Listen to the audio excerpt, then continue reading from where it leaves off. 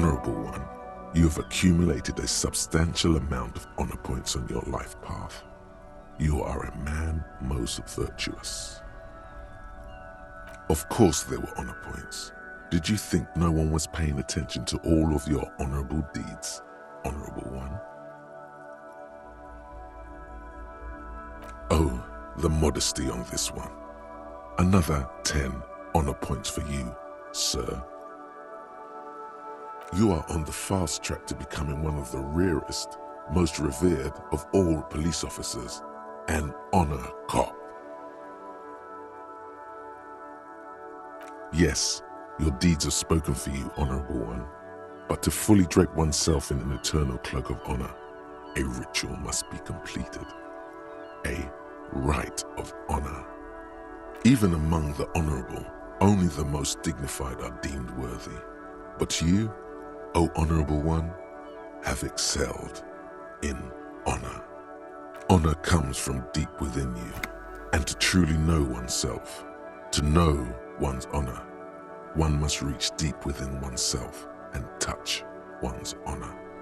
You need to bring the thumb of your right hand, your sword hand, to your rectum and stick it in there to form the Arch of Honors.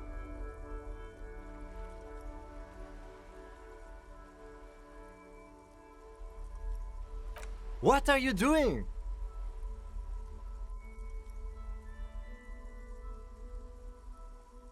I can see that, but do you have to do it where everyone can see you? Have you no self-control? Please spare me this sight. The lieutenant is a noble man, but he does not know honor like you and I do. Best not to waste time trying to explain. Lead by example.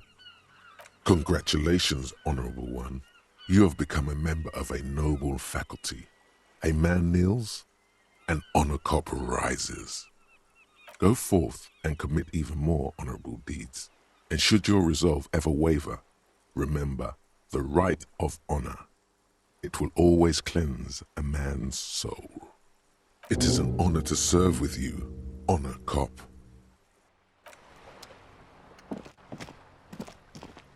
Hello again, officers. Have you come? She does have eyes. It doesn't have to do anything at all. The inspiration will come to her once hell is set loose on the streets. It's too calm right now. Shoot.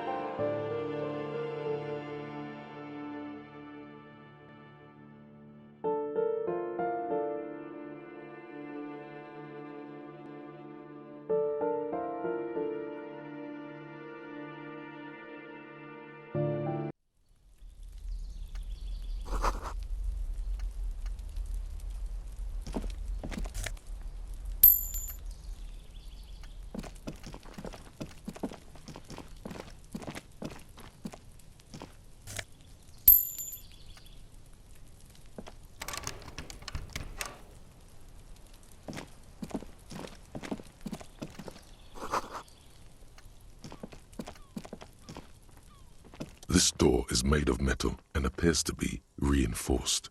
Someone here really values their security. No one answers.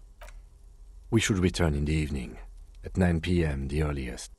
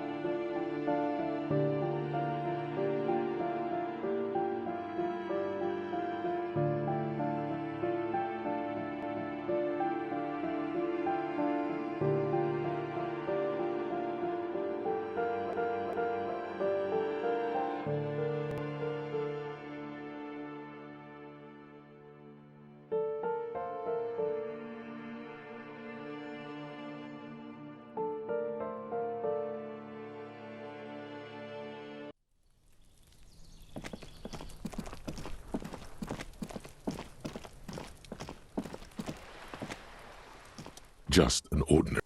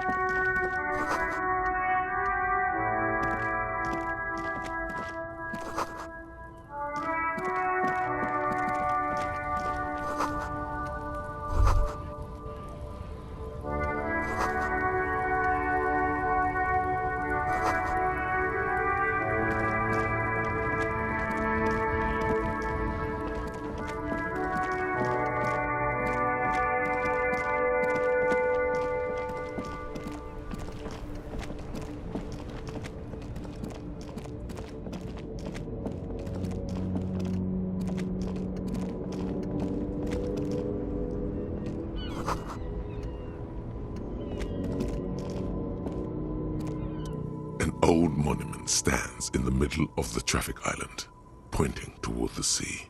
It looks as if it's been reassembled piece by piece, secured and mounted in the air with the aid of numerous ropes and rods. A silver plaque on the statue's pedestal reads, "I am Philip III, the Squanderer, the greatest of the Philippian kings of Revachol, son of Philip II, the opulent, father of Philip IV, the insane." As you look up, you notice something about the statue. There are some odd indentations on the king's chest piece.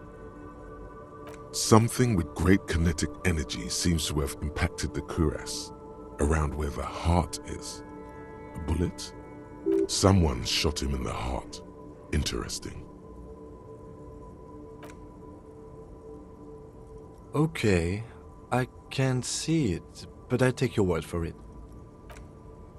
Well, Martinez is riddled with bullet holes. This place saw a lot of action during the revolution. But the statue is recently renovated, so maybe a joke? Target practice or a political statement? If we connect every bullet hole in Martinez to the murder, we'll get an overwhelming amount of loose threads. But then again, our guy was shot, and that hole would be recent. It's not completely tangential, at least worth noting down. I wouldn't hold my breath, though. The king stands high above you, surveying the bay, mute and indifferent to your sightings.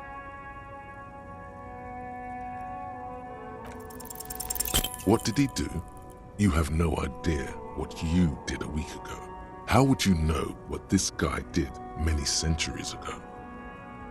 High above you, the king stands triumphantly oblivious to your memory trouble.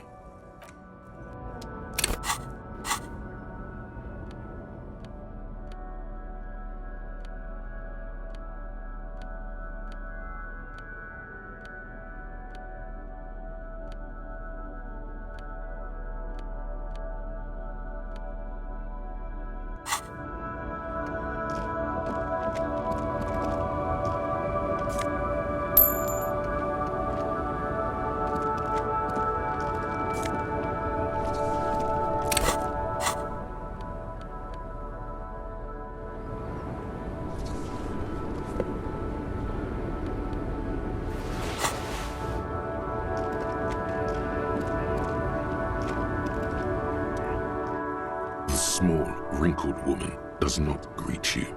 She nods along to something on her radio. A photograph is clutched in her hands, and there is a warm smile on her face. The photo, an ambrotype from the turn of the century, as golden as her smile. It's the warmth of a winter night's fire. Maybe she could give you comfort and shelter, some cigarettes and food money. Maybe she's your... Nothing. Her smile just keeps widening. Her hair is gray like lead. No response. Wherever this woman is, your words fail to reach her. If you want her attention, you may need to be more forceful. Where am I? Who are you? The smile on her face has disappeared, replaced by the weary aspect of a cornered beast. Then I don't suppose you could tell me where we are, Lowman? Never mind. I remember now. I'm still stuck in that traffic jam in the 50s. The men have small jaws and everything is made out of plastic. Why do you need plastic when you can make the world out of amber? Back in Mecca, during the time of the revolution, the sidewalks and cafes are filled with young people. I was on my way to see a new Boyadero picture starring Gabriel Buenguerro. Until you came along, that is. This is Gabriel Buenguerro. A strikingly handsome man looks straight at you, his head crowned with a wide-brim hat. His hair is dark as an oil slick, and his jaw the most perfectly chiseled thing you've ever seen. He was the biggest star of his day. Girls used to faint in the aisles of cinema whenever he came on the screen, and schoolboys used to memorize all of his lines. Someone was. They are someone's memories, boy. What difference does it make if it's me or not? They're beautiful. That is all that matters. Beautiful and true. And they will win. They're coming for this, you know? All of this. She seems to derive some bitter pleasure from this strange thought, as if the past will one day wipe the present away, like a tidal wave approaching. I wasn't dreaming. I was there, Lowman. It was early spring, and the man behind the black sun had just come out. The posters were 20 meters tall. Everything was golden. While you, people, were tearing each other apart over your petty little revolution, in Methk, it was a golden age. The Republic of Mesk is a massive confederation on the Isola of Muindi, the world's largest state by territory. It's a petrostate, a constitutional monarchy, and, as of recently, an outcast due to its tilt to the far right. Why not, Harife? It's not like I have anything better to do in this hellhole. There's something off about this woman. Tell her to show you the soles of her boots. Maybe she was at the hanging somehow. Diamonds? Of course not. But wouldn't it be marvelous if I was? Whatever stupid things they put in the lorry, I imagine. I quit concerning myself with that a long time ago. Besides, I don't drive the lorry for the cargo, if you know what I mean. She says that as if something narcotic is the real reason. Oh, it's so much more than a high where I go, Sheriff. It's low. I go to the bottom. Yeah, it's definitely some kick. Some terrible kick in the dark. A sleep kick. Perhaps you can find out later. Then it's contraband, lawman. What? Do you want to take an old woman in? Be my guest. Lock me away like Bad Hand Hermenegildo. Bad Hand, Hermenegildos' bad hand, strangled 300 people. What can I say? Some people just really like strangling people. Of course not. To truly understand the boyadero, you need to listen to On the Western Plain. A boyadero, boya for short, is a cowherder from upstream Magritte, the great steppes of northern Mesk. He is a rugged individualist and explorer. It's an old ballad about a young girl who falls in love with a daring boyadero. He promises to marry her as soon as he returns from the Western Plain. Don't be stupid. The boyadero returns from the Western Plain a changed man, one night. As he and his beloved are out walking along the river Margaret, she pleads with him to give up his riding and settle down. No, the boyadero strangles his beloved and throws her body in the Margaret. Then he rides off, because the Western Plain is calling to him. You have to understand, a true boyadero needs a whole horizon to himself. He can't be tied down by man or woman. His beloved was selfish. She didn't know what it meant to love a boyadero. What if to truly love a boyadero is to float lifeless downstream? She's just a distracted old woman. We should maybe let her get back to her things. So he doesn't think she's a smuggler. You hear that, lawman? I don't think your partner likes you spending too much time with me. Nothing. I just don't think she's connected to anything. He doesn't want your frail mind caught up in something here. Something unconnected to the case. But connected to this woman tuning out like that. Oh, don't worry about me. I'm one of the best camioners around. I drive routes no one else will. Lomonosov's Land, Udashnaya Zemlya, the Western Plain, the Transcatolia Magistral, U41A, Adestradas du Mirador, all the good ones, the deep trenches, where the bluebirds fly. Irmao, I already am dust. Now what do you want with an old woman's boots, Sheriff? Please? I think you should let me get back to Gabriel Buenguerro. You are no Gabriel. Gabriel doesn't say please. She's wearing sturdy worker's boots made of black leather. Buckles run across. The sole is also made of leather. Just before Gabriel, it was the coronation of Franco Negro. Now, there was a real man. Moreover, the boots were size 37. Tiny. There are too many discrepancies in all this. Another discrepancy, although not boot-related, is the coronation of His Innocence, Franco Negro, which happened 500 years ago. It was. And then it was no more. And I was no longer holding my father's hand. He was no longer descending the stairs in Ryle. The crowd had gone silent. Perhaps it was another Herife who came and woke me up, looking at my boots, asking questions. Or perhaps it was one of the others in this carnival. I don't remember. I could have told you that from just looking at them. A size is 37. The feet of a little girl, they fit well on the pedals. What do I need drugs for, Lowman? What I see, what I feel, the great adversary, no drugs can compare. Yes, there is a protagonista and an adversario.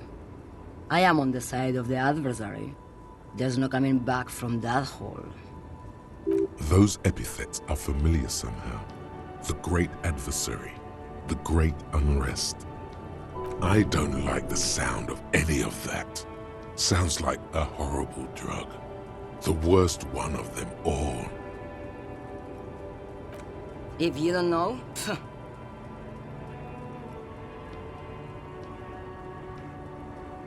why would I want to do that? Lowman, what in the name of God are you talking about? Maybe. Probably not. Makes no difference to me either way. Just this month, I made half a dozen trips from Saramiriza to Grad, and the U41A. What do you think they take from Saramiriza to Grad, Lowman? No, Lowman, diamonds.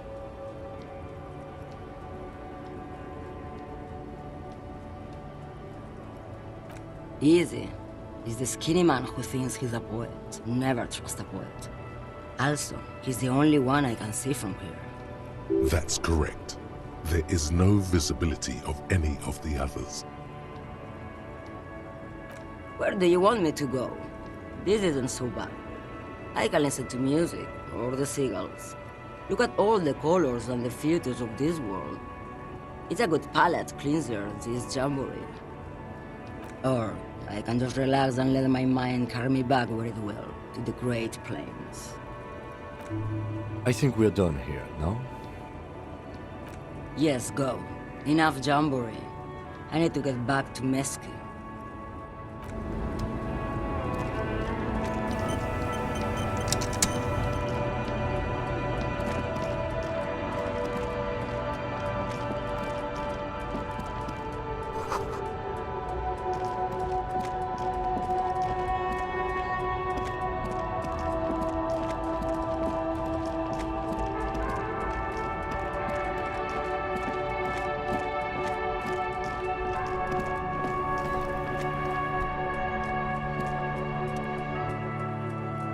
Now it's turning into a kind of a snow limbo, man. What's on your mind?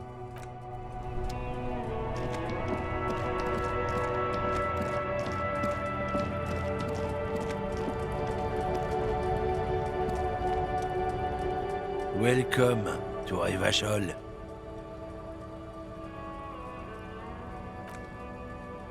Don't you welcome to Revachol me. My grandfather came here from a 3,000-year-old racist isolationist culture, while your ancestors came to this island a mere 300 years ago. Every school of thought and government has failed in the city, but I love it nonetheless. It belongs to me as much as it belongs to you. It's men like you who keep Revachol divided, making it that much harder for everyone to climb out of this post-war limbo.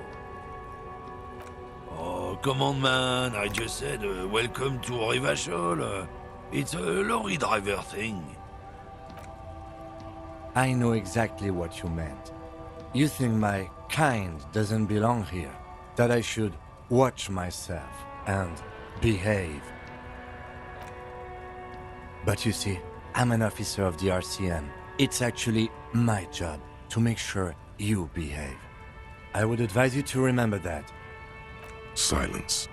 The air between them becomes tense. Your partner needs backup. Now's your moment to shine.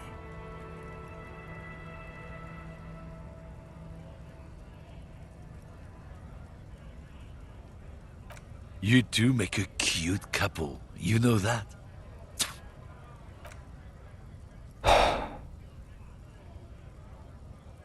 Whatever you say, officers. He smells of heavy motor oils, and his breath of high tar content cigarettes, probably Astra Whites.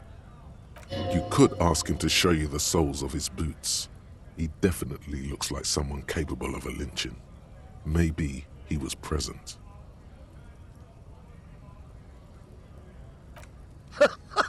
Oh man, that's great. Look at that guy go. Haven't seen anything that funny in a while. God damn. Thanks for that, but no, it's not mine. He doesn't live in Martinez. It's about biological determinism, natural law, the sorting of the races. Not the most popular topic nowadays, with the coalition in charge and all. You might want to change the topic. That is, bury your head under the sand like common sheep.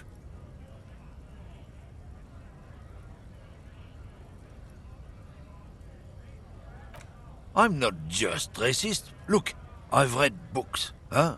The science of racial theory has all been proved, even if some people don't want to accept it. People who've studied these things say that you and me are superior by design. So, naturally, we Occidentals should be in charge. Obviously, you can see the merits in that.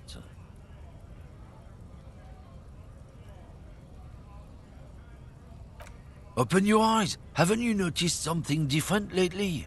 An unfortunate downturn, maybe? Huh?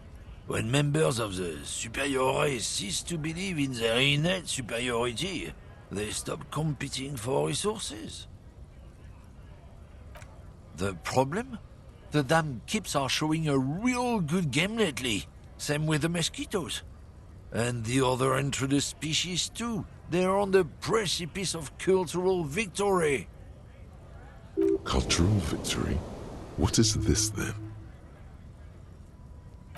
It's what the Kips of Boogie Street are going for, right under our noses. And the others too, on the radio.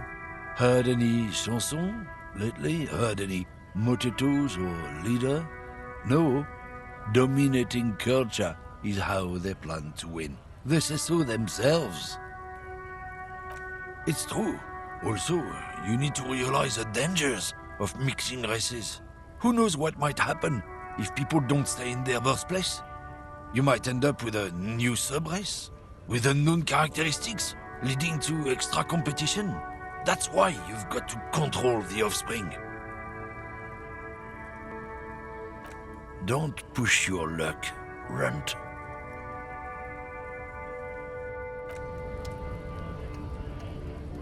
Looking for something, Runt? Come to tell me to fuck off again? Been admiring the stompers, Runt? For sure, I can demonstrate them. On the bottom of the man's boots, you see an intricate tangle of treads with no immediately discernible pattern. It's Revachol. Custom made. Cost me a pretty penny. You'll see when the time comes, officer. True patriots carry Revachol in their very souls. Okay, well, technically, you're stomping on Revachol every step you take. Huh. I know you people don't understand poetry. Drugs? They're shit, man. I don't let anything pollute my body. You know where that shit comes from? Sarah Miriza, Safre, Ilmara. They take the money from our local junkies here and then use it to outcompete us in the manufacturing sector. They know they can't beat us in a fair fight, so they have to get us to weaken ourselves somehow. It's racial sabotage, racial economic sabotage.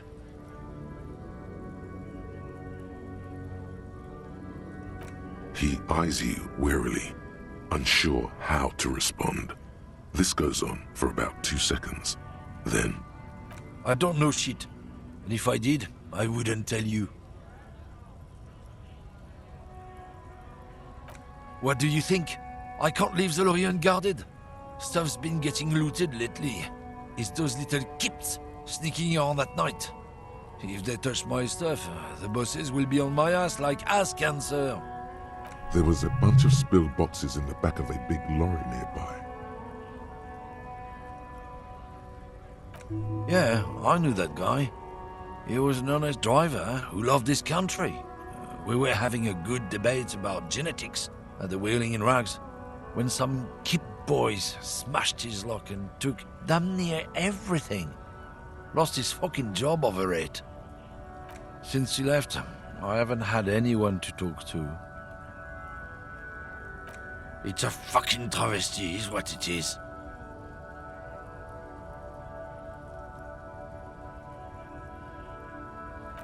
Isn't it obvious? Fucking Sealang, that beady-eyed South Samaran. His little side business is a scam. I wouldn't be surprised if he was peddling drugs as well. Of course he's a lorry driver. What? He tell you he's just some simple businessman or some shit? He's selling his employer stuff after he broke the seals on his Humanox lorry. His tribe are natural liars. It's in their blood. He's your man, all right? 100%.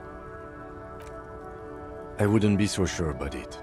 Not until we've heard what Sealang himself has to say. Guess so. No. He's got a smoke right there, in his fucking hand. Snatch that shit out of his fat fingers. You need it after listening to his garbage. Can't have it. Evidence of what? I haven't done anything.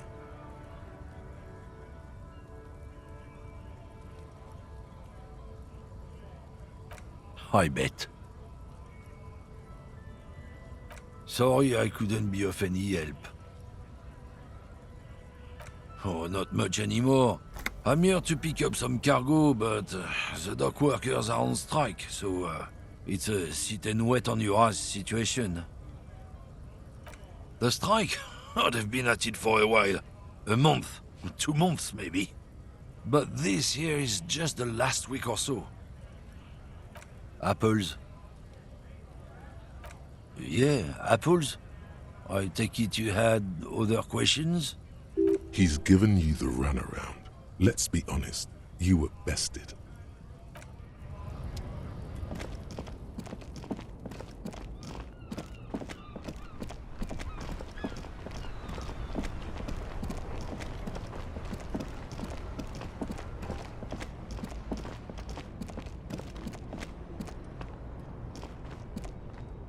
Everything's still cool here, officer. Drugs? I don't go in for that, officer. Drugs ruin lives. Unless you're into drugs, of course. In which case, drugs are excellent. Mwah!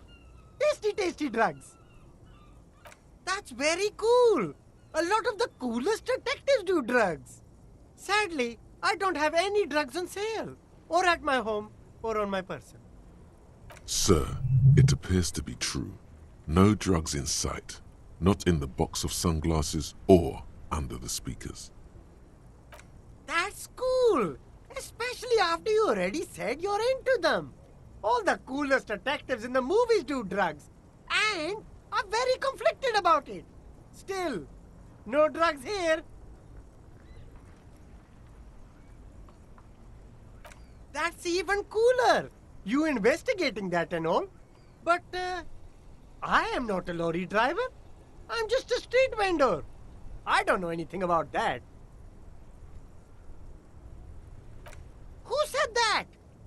It's the fat racist, right? I bet it's him. He has an agenda against me because I'm an immigrant who works harder than he does. He's a hater. So you admit you're a lorry driver? No, I just said I work harder and he's an asshole. Okay, maybe I'm a lorry driver too. A little. But that's not the most important thing about me. That's my day job. This is my dream.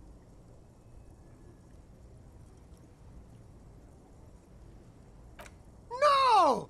That's insane! It's the fat hater. He's been eyeing me for a week and he sent you here. Maybe he's the one, huh? Have you thought about that? Nothing. I told you. I'm not a dumb guy. I don't get involved with that crowd. And what crowd is that? Crowd? You know, the drug crowd.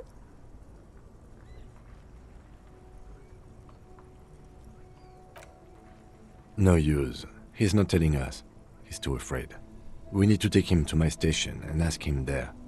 After we've called his boss. Okay, look.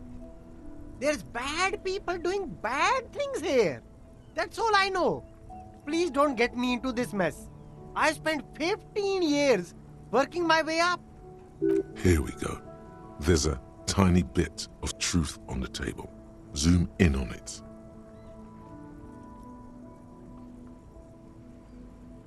It's a she, okay? The other drivers call her the lady driver. You're better off staying away from her. The way they talk about her, she's no lady. I don't know. Maybe. If she is, I haven't gone near her. I don't get involved. I told you. It could be. She was strange. All of them. I don't know. I told you all I know. Are we cool now? I really want us to be cool now. Who exactly is talking about this lady driver of yours? The racist or the other one with the tattoos? All of them. Even the ones who've left. I don't hang out with them. I don't remember who has tattoos. All right. I scored. Let's cap this off with a purchase. You can walk away from here with funky sunglasses, detectives. Both of you. You deserve it. Start with a little compliment, then work your way up from there. This is about business, remember.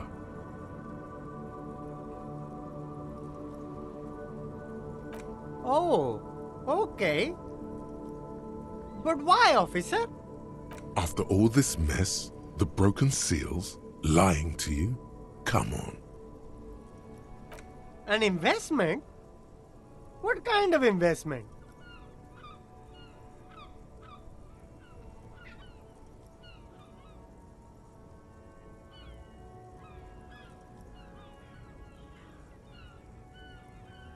I guess it can't be any riskier than speculating in exotic derivatives. How much are we talking about here? But officer, I don't have that kind of money. There's got to be a more modest investment. 10 real is a bargain for that kind of investment. You got it, my man.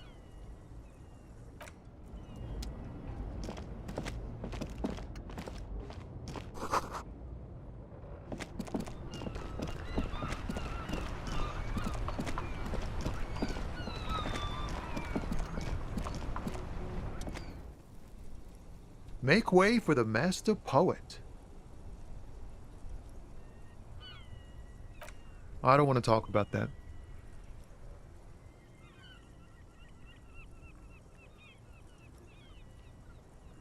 Man, I was hoping it isn't going to be her.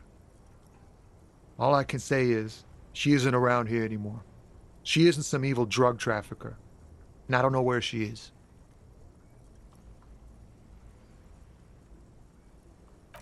I didn't, man. I told you I was hoping it's not her. That she wouldn't be mixed up in it. He still is, hoping. It's just wishful thinking on his part, not trickery. Thank God I don't know. People here call her the Lady Driver. She kept her name a secret. From me, too. Now I see why. A friend? An acquaintance. I don't know. She was the only person in this damn jam I could talk to. She's someone I don't want to rat out to the law, okay? A youngish woman. Gruff, but in a cool way. What color hair? Blue and violet. Died. It was violet when she got here. Blue before she went. Then she may have dyed it again. Damn, I don't want to... Please just let it go. Whatever she did, it can't be that bad. She's not a bad person. I know that much.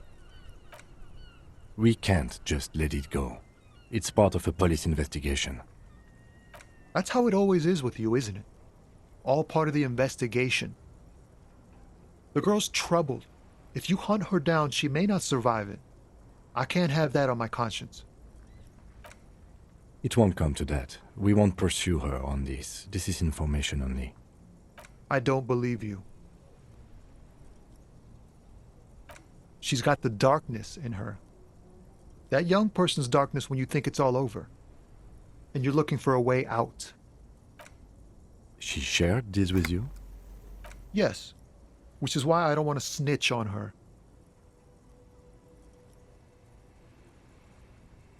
I heard the rumors. I saw the other drivers looking at me strange when we talked. And she told me, too, that she's had a violent life. But I wasn't afraid of her. More like for her. Did this violent life include drug trafficking? Well, it looks like it did now. But we didn't talk about that. We talked about life, you know? She talked about her mind. The way it worked.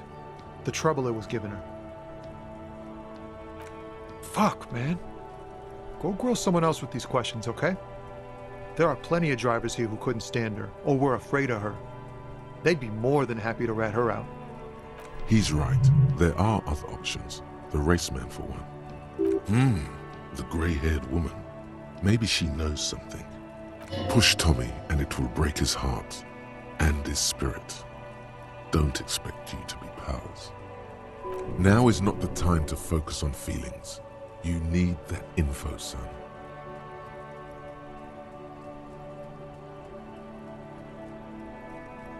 You're not gonna put a bullet in your head if you blow it, are you? Because she's on the edge, man. Imagine it. An explosion of stars. Goodbye world of men, money, and machines. Thank you, friend. Wow, this makes me feel like I should pick up smoking again. Would help with my rhymes, too.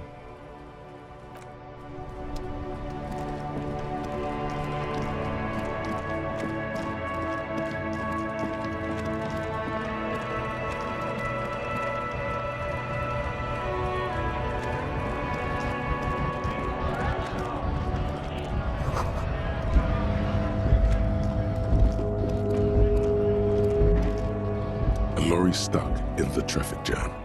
This big, heavy Grad-made machine is well kept for such an old machine.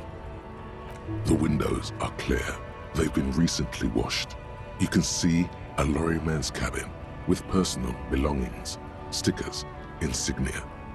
The driver has adorned his space with a substantial collection of peculiar paraphernalia. Proclamations about honor, strength, and purity are glued to various panels. A large metal pendant hangs from the rear view mirror. The pendant features a sun crowned with wavy rays. The back end of the cabin has a small perch to sleep, large ashtrays. There are several suns and wheels sewn into the curtains. A book with ragged edges catches your notice. The front cover features a large, muscular man. The title reads, Man from Eamdal in the Lost City of the Pygmies. Racist nationalist paraphernalia. Not unusual in this part of town. This is our guy. Likely, yes. This guy's proud of who he is.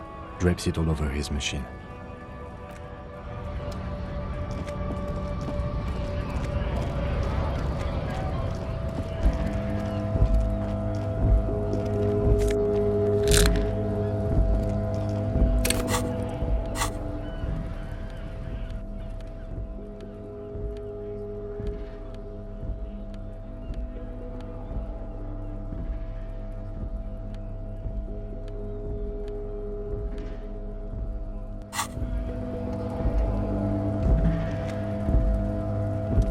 or something, Hunt?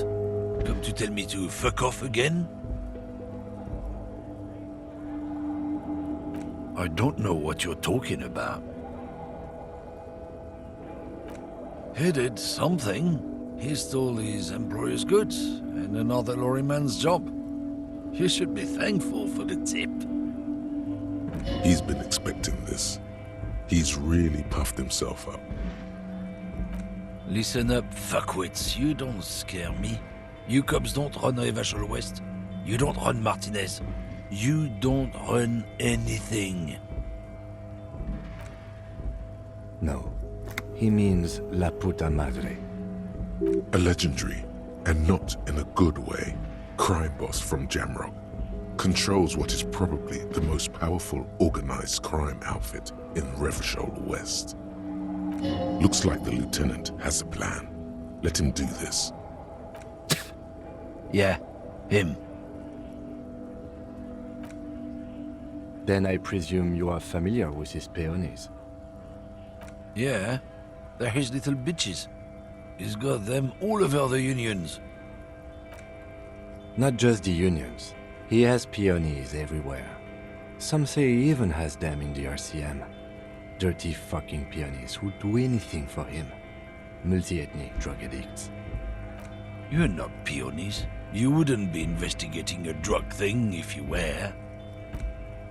No, of course not. We are not peonies. But if we were, and one of Madre's drivers were to be stealing from him, then it's a good peony's job to find out who that is. It's not a hard job. It won't take a long time. It won't make Padre Madre angry. But a stupid fucking racist is standing in the way, protecting this fucking thief. I'm not scared of you or the mob. I'm under the protection of the Lorrymen and Carters Guild. You've seen that corpse in the ceramic armor there. Did his shitty little guild protect him? Nah, you wouldn't just leave him out there if you...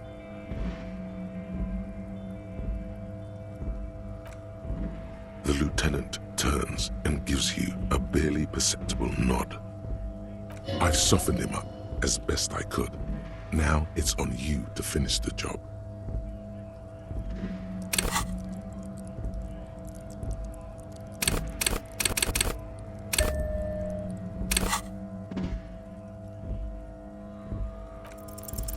Men like this only respect two things: strength and fear.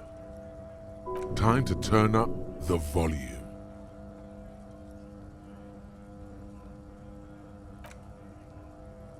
Fuck you, I told you. I'm not gonna... There. His voice grows smaller as yours.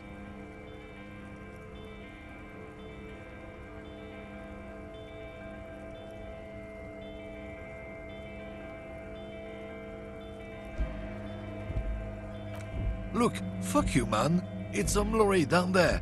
Green, banged up thing. I don't fucking know who she is. When did she go away? I don't know. I don't even know her name. She just rolls with the fleet and acts like a big shot. Some dyke, probably. I haven't even seen her for days. Now it's not a big deal for him anymore. This is how he saves face. Past the monument. Down there. The Green Temple. Now leave me the fuck alone, okay? A small temple by the monument. Green. Let's get into that lorry. Looks like he got his adrenaline up, too.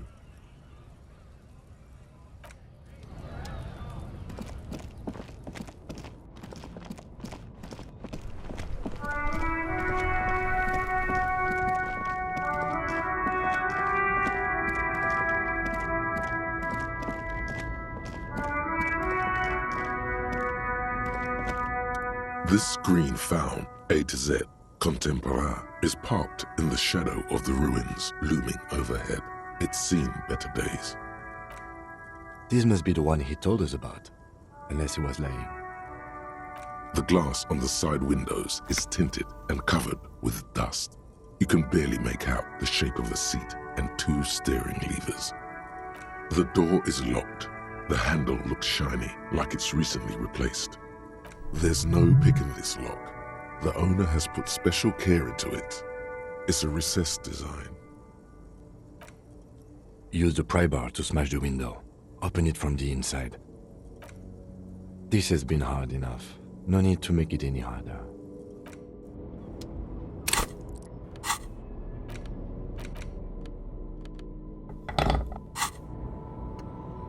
This screen found A to Z, contemporaire.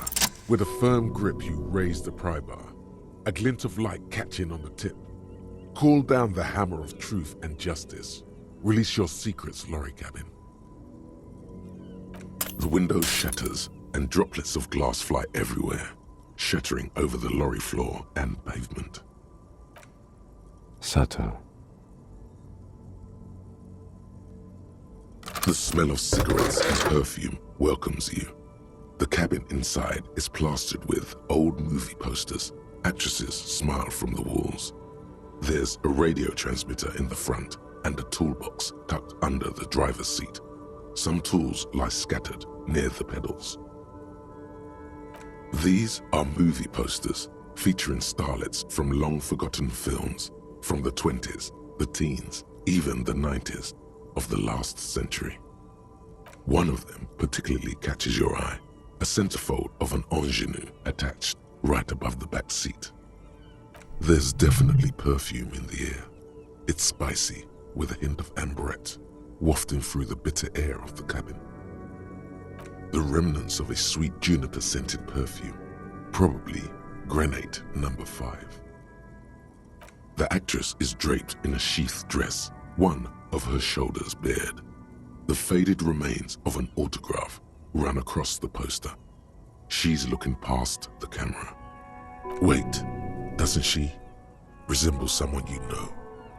But you can't put your finger on whom exactly. This is Tip Tijon, a starlet from the dawn of cinematography, less known for her talent than her tragic, untimely death. She wasted away in a drug den called the Door to the River, not far from here on Boogie Street, a mixture of cocaine and morphine. She was afraid of the world and the camera too. The actresses and the rear actor all smile you a warm goodbye. A radio transmitter is attached to the dashboard and a toolbox sits under the driver's seat. Looks like the frequency dial is absent. It requires a key to work, but the key has been removed, likely by the missing lady driver. Strange. There are so many radio stations saved here. Must be over 100 at least.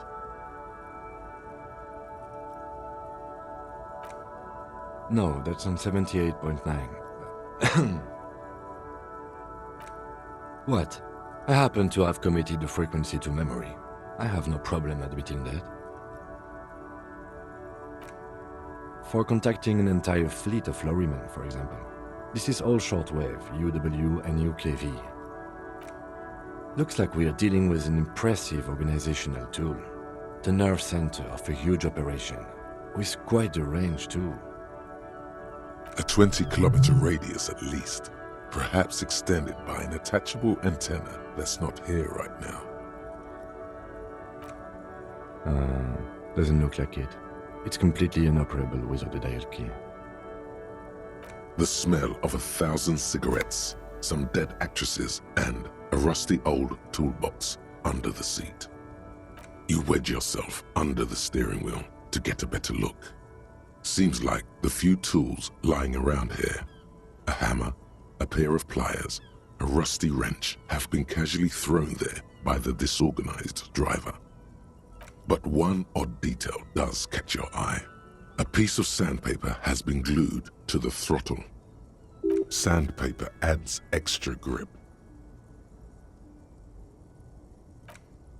Sandpaper?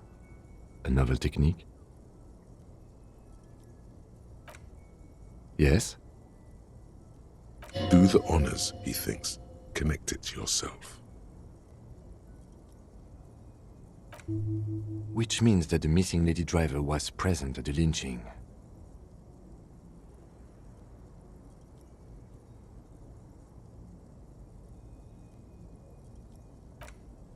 We've identified one of the footprints, but there are still 7 to go.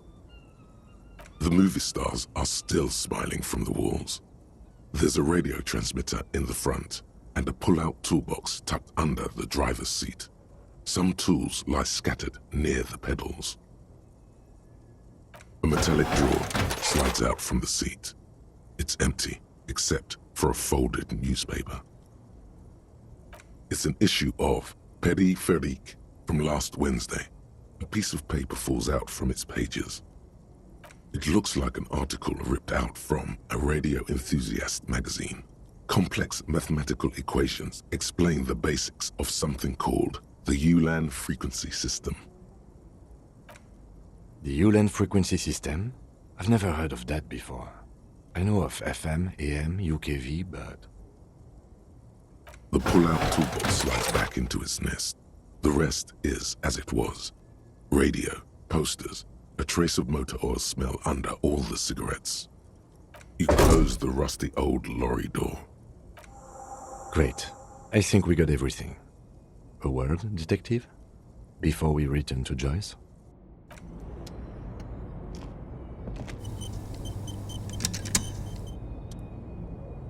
All right, we've finished here. Let's quickly debrief and go over what we found, so we don't do it in front of the company rep.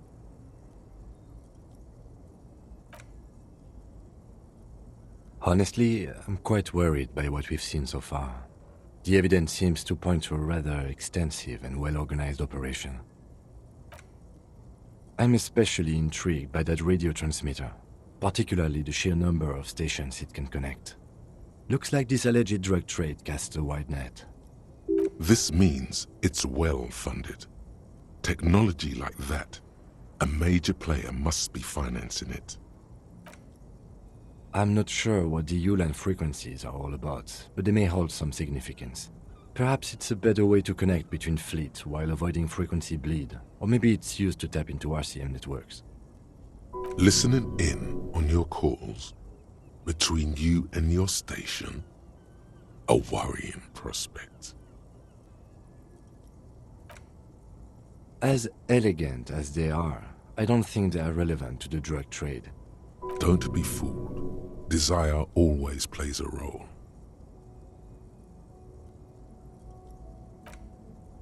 I'm going to say no.